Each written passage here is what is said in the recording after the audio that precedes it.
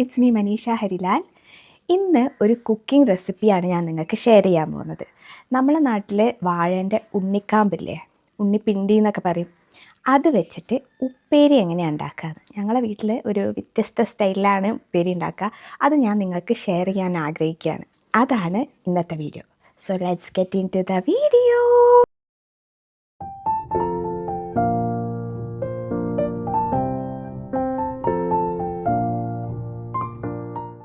ഞാനിവിടെ ഉണ്ണിക്കാമ്പ് ചെറിയ ബോക്സ് രീതിയിൽ കട്ട് ചെയ്ത് വെച്ചിട്ടുണ്ട്. അതിനി ഒന്ന് വേവിച്ചെടുക്കാം. വേവിക്കുന്ന സമയത്ത് കുറച്ച് വെള്ളവും ഉപ്പും ആഡ് ചെയ്ത് കൊടുക്കുക.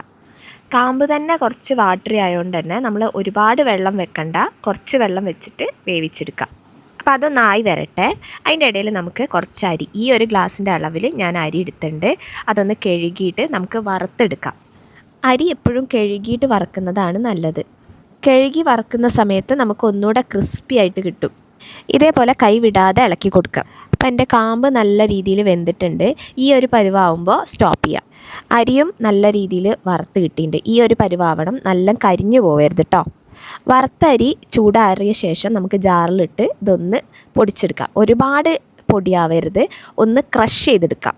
ഇനി പാൻ വെക്കാം. പാൻ ഒന്ന് ചൂടായി വരുന്ന സമയത്ത് നമുക്ക് വെളിച്ചെണ്ണ ഒഴിച്ചു കൊടുക്കാം. ഉപ്പേരിയൊക്കെ ഉണ്ടാക്കുന്ന സമയത്ത് വെളിച്ചെണ്ണയാണ് അതിൻ്റെ ടേസ്റ്റ്, അപ്പോൾ വെളിച്ചെണ്ണ യൂസ് ചെയ്യാം. ഇനി ചൂടായ ശേഷം നമ്മൾ കടുക് ഇട്ട് കൊടുക്കാം. കടുക് പൊട്ടി വരുമ്പോൾ ഉഴുന്ന് ചേർത്ത് കൊടുക്കാം. ഉഴുന്നൊന്ന് ഇളം ബ്രൗൺ ആവുന്ന സമയത്ത് നമുക്ക് വറ്റൽമുളക് ചേർത്ത് കൊടുക്കാം. വറ്റൽമുളക് ക്രഷ് ചെയ്ത് വെച്ചതാണ്, അത് ചേർത്ത് കൊടുക്കാം. അതൊന്ന് ചൂടായി വരുന്ന സമയത്ത് നമ്മൾ വേവിച്ച് വെച്ച കാമ്പ് ഇതിലേക്ക് ഇട്ട് കൊടുക്കാം. ഇനി ഇത് നല്ല രീതിയിൽ മിക്സ് ചെയ്തിട്ട് ഒന്ന് ടേസ്റ്റ് ചെയ്ത് നോക്കാം. ഉപ്പ് കുറവുണ്ടെങ്കിൽ ഈ ഒരു സമയത്ത് ഉപ്പിട്ട് കൊടുക്കാം. ഇനി വറുത്ത് പൊടിച്ച് വെച്ച അരി ഇനി കുറച്ചായിട്ട് ചേർത്ത് കൊടുക്കുക. ആദ്യം കുറച്ച് ചേർക്കുക, അതിന് ശേഷം നല്ല ഇളക്കി മിക്സ് ചെയ്ത ശേഷം കുറച്ച് നേരം അത് ചൂടാവട്ടെ. അതിന് ശേഷം ബാക്കിയുള്ള അരിയും കൂടി ചേർത്ത് കൊടുക്കുക. ഇനി ഇതെല്ലാം കൂടെ ഒന്ന് മിക്സ് ചെയ്ത് കഴിഞ്ഞാൽ നമ്മളെ ടേസ്റ്റി ഉണ്ണിക്കാമ്പ് ഉപ്പേരി റെഡി. ഈ ഒരു ഉപ്പേരി എപ്പോഴും ടേസ്റ്റ് എങ്ങനെയാണെന്ന് വെച്ചാൽ നമ്മൾ ഉണ്ടാക്കി അപ്പം തന്നെ കഴിക്കാനാണ്. കാരണം ആ ഒരു ക്രിസ്പിനെസ് വിടാതെ നിൽക്കും. ഈ രീതിയിൽ നിങ്ങളും ഒന്ന് ട്രൈ ചെയ്ത് നോക്കുക, നല്ല രസമാണ്. എനിക്ക് പണ്ട് ഈ ഉണ്ണിക്കാമ്പ് അത്ര വലിയ ഇഷ്ടമൊന്നുമല്ല. ഞങ്ങൾ ചെറുപയർ ഇട്ടിട്ട് വെക്കാറുണ്ട്, അതേപോലെ നോർമലി കുക്ക് ചെയ്തിട്ട് അത് ജസ്റ്റ് വറവിട്ട് കഴിക്കാറുണ്ട്. പക്ഷേ ഈ രീതിയിൽ കഴിക്കാൻ തുടങ്ങിയ ശേഷമാണ് എനിക്ക് ഇത് ഭയങ്കര ഇഷ്ടമായത്.